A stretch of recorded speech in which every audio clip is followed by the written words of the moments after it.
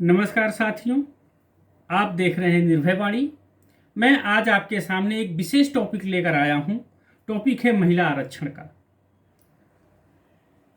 उस आबादी का जो पूरी दुनिया में लगभग आधी आबादी है। आज मैं उसकी चर्चा करना चाहता हूं जिसकी आबादी तो आधी है, लेकिन अभी भी समाज के विभिन्न पदों पर, राजनीतिक क्षेत्रों में, संसदों में उसकी भागीदारी और हिस्सेदारी अभी भी सुनिश्चित नहीं हो पाई है। यह संघर्ष अभी भी जारी है। तो हम आपके सामने, आपके साथ महिलाओं के आरक्षण के पक्ष में, विपक्ष में क्या तर्क है, पक्ष में क्या तर्क है, और दुनिया भर में महिलाओं का प्रतिनिधित्व सांसदों में किस प्रकार का है। कौन सा ऐसा देश है जहां पर सबसे ज्यादा महिलाओं का प्रतिनिधित्व पाया जाता है? कौन सा ऐसा देश है जहां दुनिया में सबसे कम प्रतिनिधित्व पाया जाता है?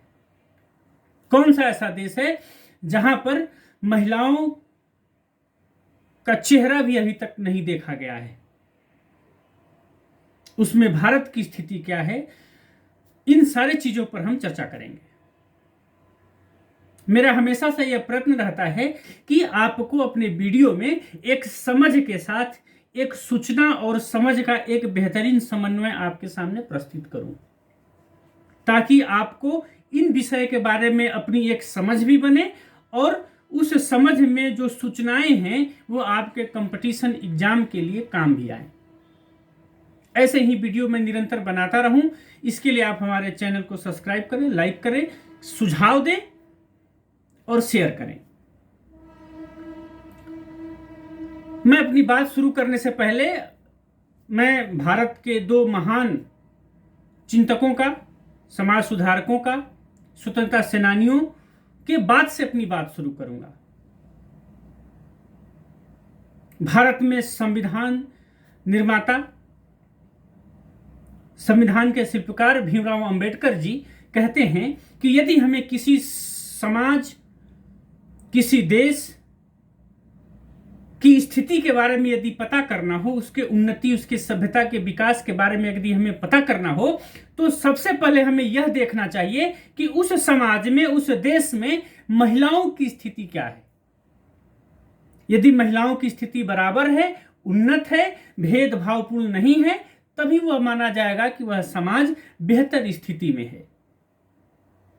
इसी बात को गांधी जी थोड़ा अलग शब्दों में कहते हैं कि यदि मुझे, गांधी कहते हैं कि यदि मुझे महिला के रूप में जन्म लेने का अवसर मिले तो सबसे पहले मैं जो वो काम करूंगा, वो काम ये होगा कि मैं पुरुषों द्वारा बनाए गए उन सारे मान्यताओं को मैं मानने से इनकार कर दूंगा। गांधी मानते हैं कि कोई ऐसा कारण नहीं है जो पुरुषों द्वारा बनाए गए मूल्य और मान्यताओं को महिलाओं पर थोपा जाए। तो इन दो महान विभूतियों के उद्धरण से हम अपनी बात शुरू करते हैं। पहले हम बात करेंगे कि महिला आरक्षण को लेकर विपक्ष में क्या क्या बातें कही जाती हैं। तो सबसे पहली विपक्ष की जो बातें उभर के आती हैं वो एक पैट्रियार्कल सोसाइटी की वजह से आती हैं। क्योंकि जो हमारा समाज है एक पैट्रियार्कल सोसाइटी है, जिसमें एक पुरुष प्रधान नॉलेज है, पुरुष प्रधान संस्कृति है, पुरुष प्रधान परंपराएं हैं। तो इस माहौल में जो बातें निकल के आती हैं मैं उसका जिक्र आपके सामने करूंगा। सबसे पहली जो बात जो निकल के आती है वो ये है कि ये लोग मानते हैं कि महिलाओं की सीटें आरक्षित करने से क्या होगा कि व्यक्ति के व्यक्तिगत अधिकारों का हनन होगा। व्यक्ति के व्यक्तिगत अधिकारों का हनन इसलिए होगा क्योंकि प्रत्येक व्यक्ति को क्या है कि जो लिबर्टी की जो स्वतंत्रता है, विचार अभिव्यक्ति की स्वतंत्रता है, चुनने की जो स्वतंत्रता है, वो बाधित होगी। उनका मानना है कि जब हम सीटें आरक्षित कर देंगे तो उसमें हमें उन्हीं को चुनना होगा। एक बाउंडेशन बन जाएगी और उसमें से चाहे वो अच्छा हो या खराब हो, हमारे लिए चुनना उनके लिए क्या हो जाएगा, अनिवार्य हो जाएगा। इसलिए कहीं ना कहीं ये अलोकतांत्रिक भी है। वो और भी उदाहरण देते हैं कि जैसे क्या होता है, अगर हम महिला आरक्षण दे भी देते हैं तो महिला आरक्षण सिर्फ उसका फायदा वे महिलाएं उठा पाएंगी जो संभ्रांत हैं। उनका यह भी मानना होता है कि महिलाएं बहुत भावुक होती हैं, वो सही समय पर सही निर्णय नहीं ले पाएंगी। उनका मन कोमल होता है। लेकिन आपको यह जान के ताज्जुब होगा कि दुनिया इस बात का गवाह है, खासकर भारत की भूमि, जिसमें इंदिरा गांधी जैसे सशक्त महिला प्रधानमंत्री को यह देश देख चुका है, उनके सशक्त निर्णयों को भी देख चुका है। इसलिए ये जो पेट्रियार्कल जो माइंड सेटअप है, जो महिलाओं के बारे में स्टीरियोटाइप की जो समझ बना के रखा है, उसको खारिज कर देता है। अब हम आपके सामने महिलाओं की तरफदारी करने वाले, महिलाओं के आरक्षण की तरफदारी करने वाले कुछ बातों को आपके सामने रखेंगे। नारी के सम्मान, उसके अधिकार और उसके डिग्निटी की रक्षा करने के लिए एक लंबा आंदोलन चला है। उस आंदोलन से कुछ बातें निकल के आई हैं जो मैं आपको बताऊंगा। सबसे पहली बात तो यह है कि महिलाएं भी पुरुष के समक्ष समान हैं और एक देश के नागरिक होने के नाते उनका भी उतना ही अधिकार है जितना एक पुरुष का है।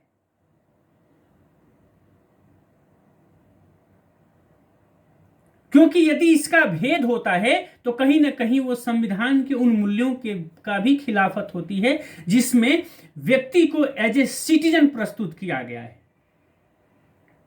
दूसरा तर्क यह भी है कि चूंकि पुरुष का अनुभव और महिलाओं का अनुभव अलग अलग होता है। पुरुष चूंकि एक पेट्रियार्कल सोसाइटी में ड्राइविंग सीट पर बैठा है, इसलिए वो अपने हिसाब से चीजों को चलाता है। महिलाएं चूंकि पेट्रियार्कल सोसाइटी में एक विक्टिम क्लास में अपना जीवन व्यतीत करती हैं, इसलिए उनके अनुभव होते हैं जो वो पुरुष से अलग होते हैं। इसलिए दोनों अनुभव को भी आप जब तक प्रतिनिधित्व नहीं देंगे तब तक आप समाज में सही न्याय स्थापित नहीं कर सकते। जैसे बेंथम ने कहा कि नहीं, सुखों में सिर्फ मात्रात्मक अंतर होता है, गुणात्मक अंतर नहीं होता। लेकिन जब जेएस मिल जब मेरी वेस्टर्न क्रॉफ्ट्स के साथ जब मिलता है तब जाके उसको पता चलता है कि नहीं, सुखों में मात्रात्मक के साथ साथ गुणात्मक अंतर भी होता है। यानी समाज एक तरफे सत्य को ही जान पाएगा यदि महिलाओं को प्रतिनिधित्व नहीं दिया गया। एक और जो बात उठती है कि महिलाओं का जो महिला और पुरुष के बीच में बहुत सारे चीजों पर मतभेद होते हैं, चीजों को लेकर, मुद्दों को लेकर, सोचने और कहने के तरीकों को लेकर, और वह भेद कोई जेन्युइन मुद्दे, जेन्युइन आधार पर होते हैं। इसलिए भी हमें उसके प्रतिनिधित्व की बात करनी चाहिए। एक विद्वान है जिनका नाम है एन फिलिप्स, जिनकी पुस्तक है पॉलिटिक्स ऑफ प्रेजेंस, उसमें उन्होंने महिलाओं के आरक्षण की तरफदारी की है और उसमें कहा है कि महिलाओं को आरक्षण इसलिए जरूरी है ताकि पैट्रियार्कल सोसाइटी में जो संरचनात्मक रुकावट है उसको दूर किया जाए। और यह प्रक्रिया तब तक चलती रहनी चाहिए जब तक समाज में या उस देश में एक संतोषजनक महिलाओं का प्रतिनिधित्व न प्राप्त हो जाए। यानी महिलावादी ये नहीं कहती हैं कि आरक्षण परमानेंट होना चाहिए, लेकिन वहां तक निरंतर जारी रहना चाहिए जब समाज में एक आम सहमति बन जाए और स्वाभाविक तौर पर भी महिलाओं का प्रतिनिधित्व कम से कम 40% तक पहुंच जाए, तब महिला आरक्षण को खत्म किया जा सकता है। और इसमें आपको कहती हैं वो कि इसमें महिलाओं को भी अपनी भागीदारी, अपना प्रयत्न सुनिश्चित करना चाहिए। तो ये रहे पक्ष और विपक्ष के तर्क। अब हम आते हैं कि दुनिया के संसदों में महिलाओं का प्रतिनिधित्व की स्थिति क्या है। आपको जानकर यह ताज्जुब होगी कि 185 देशों के संसदों में सिर्फ 39% ऐसे संसद हैं जहां पर महिलाओं का प्रतिनिधित्व 30% से ज्यादा है या लगभग 30% है। यानी कितनी बुरी स्थिति है मानव सभ्यता के इतने उन्नति होने के बावजूद भी। दुनिया का एकमात्र देश ऐसा है जो जिसे रवाडा में लगभग 60-61% महिलाओं का प्रतिनिधित्व हो पाया है। इसका जो सबसे बड़ा कारण है क्योंकि वहां की सरकार ने 33% आरक्षण वहां के महिलाओं को दे रखा था। यूरोप महिलाओं के आरक्षण देने और प्रतिनिधित्व में सबसे आगे है। यूएसए 29% महिलाओं को प्रतिनिधित्व देता है। यूके 35% प्रतिनिधित्व महिलाओं को देता है। एशिया इस मामले में सबसे पीछे है। एशिया में सबसे ज्यादा जो प्रतिनिधित्व देता है वो नेपाल है और सबसे कम जो प्रतिनिधित्व देता है वह है आपको ईरान 2.8% और नेपाल में यह संख्या 32% है। अब हम बात करते हैं भारत की। भारत, वैसे हम तो भारत पे बहुत गर्व करते हैं कि हमारी हमारी लार्ज डेमोक्रेसी इन वर्ल्ड है। हम विश्व में सबसे बड़े लोकतांत्रिक देश हैं। हमारे तो प्राचीन समय में भी आपको बौद्ध काल में भी हमारे यहाँ लोकतांत्रिक प्रतिनिधि संस्थाएं थीं और हम बहुत इतराते हैं, लेकिन आंकड़े ठीक उल्टी गवाही देती हैं। आंकड़े कहते हैं कि भारत एशिया में जो 18 देश हैं उसमें 13वें नंबर पर है। पूरे दुनिया के संसदों में भारत 141वें नंबर पर है महिलाओं को प्रतिनिधित्व देने में। यह आपको जान के ताज्जुब होगा कि भारत से आगे पाकिस्तान, बांग्लादेश और ये सारे देश भी भारत से आगे हैं।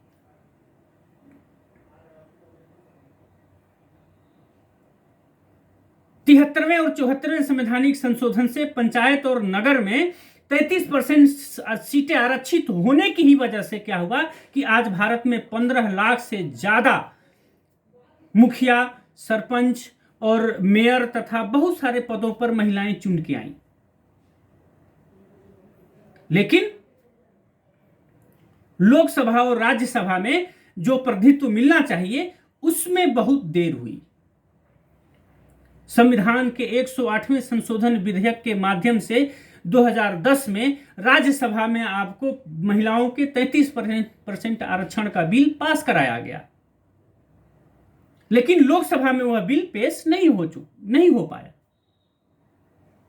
लेकिन हाल ही में आपको हम देखते हैं कि संसद का विशेष सत्र बुलाकर महिलाओं को 33% आरक्षण का प्रावधान किया गया और बहुत ही मेजॉरिटी में लोकसभा में भी और राज्यसभा में भी उसको पास कराया गया।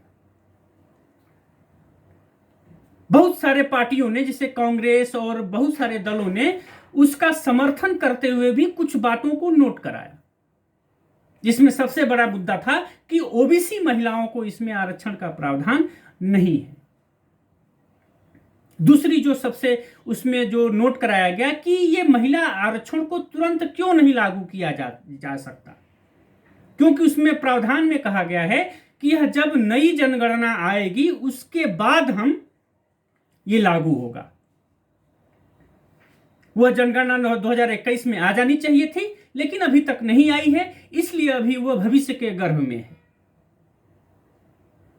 फिर भी हम एक उम्मीद के साथ इस समाज को, उस आधी आबादी को हम बराबरी के, आधे अधिकार के साथ, आधी भागीदारी के साथ, आधी हिस्सेदारी के साथ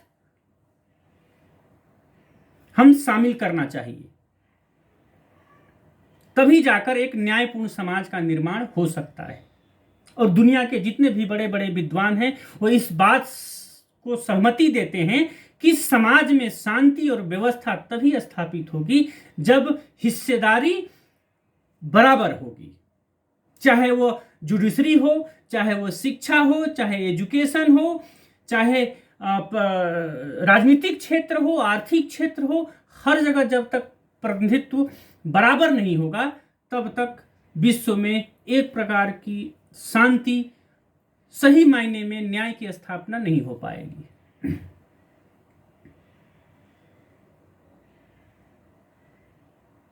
इन्हीं सब बातों के साथ नमस्कार।